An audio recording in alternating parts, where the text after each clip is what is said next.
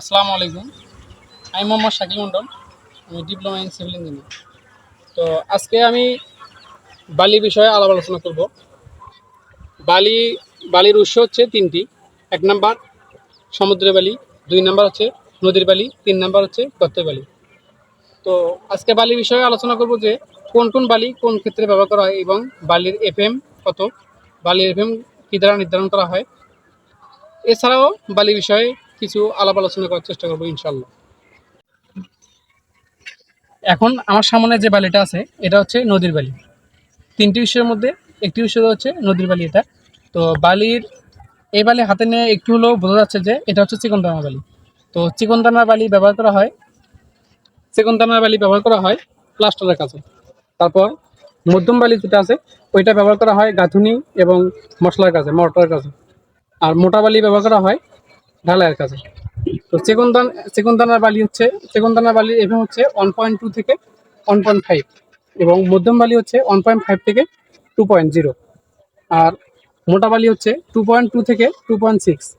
তো এগুলো সচরাচর মানে চিকন দানার বালি আর হচ্ছে মোটা দানার বালি, চিকন দানার বালি আর মধ্যম দানার বালি হচ্ছে সচরাচর প্রায় বাংলাদেশের সব জায়গায় পাওয়া যায়, কিন্তু মোটা বালিটা সচরাচর ওইরকমভাবে পাওয়া যায় না।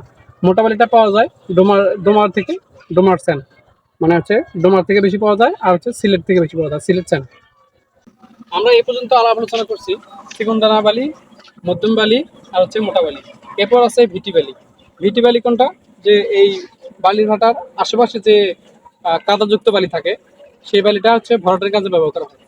আর আমাদেরকে বালি কেনা করার সময় বা বালি দ্বারা কাজ করার সময় এটা মাথায় রাখতে হবে যে বালিতে যেন কাদামুক্ত থাকে।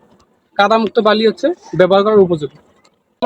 সেগুন দানার বালি প্লাস্টারের কাজে ছাড়াও অন্যান্য কাজে ব্যবহার করা হয়। যেমন এখানে হচ্ছে আমার সম্মুখে আছে এগুলো নদীর বালি। নদীর বালি এগুলো দ্বারা আবার হচ্ছে নদীর কাজ করার জন্য বস্তা ভরাই বস্তা ভরাট করে এগুলো নদী বাধাই করার কাজে ব্যবহার করা হচ্ছে। এফএম নির্ণয়, বালির এফএম দ্বারা বালিকে চিহ্নিত করা হয় বা বালিটাকে হাতে নিলে একটু হলেও বোঝা যায় যে বালিটা চিকন দানা নাকি মধ্যম দানা নাকি মোটা দানা। তো বালির এফএম নির্ণয় করা হয় চালনি দ্বারা।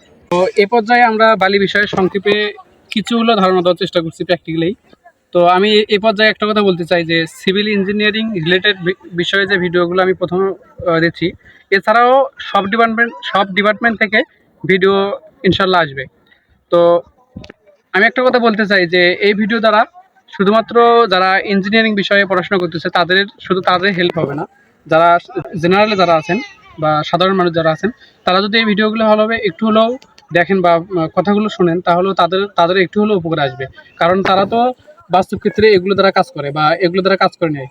তো আমি আপনাদের থেকে আশা রাখি যে ভিডিওগুলো দেখবেন এবং হচ্ছে যদি ভালো লাগে তাহলে অবশ্যই পরবর্তী ভিডিওগুলোও একটু হলেও ফলো করার চেষ্টা করবেন।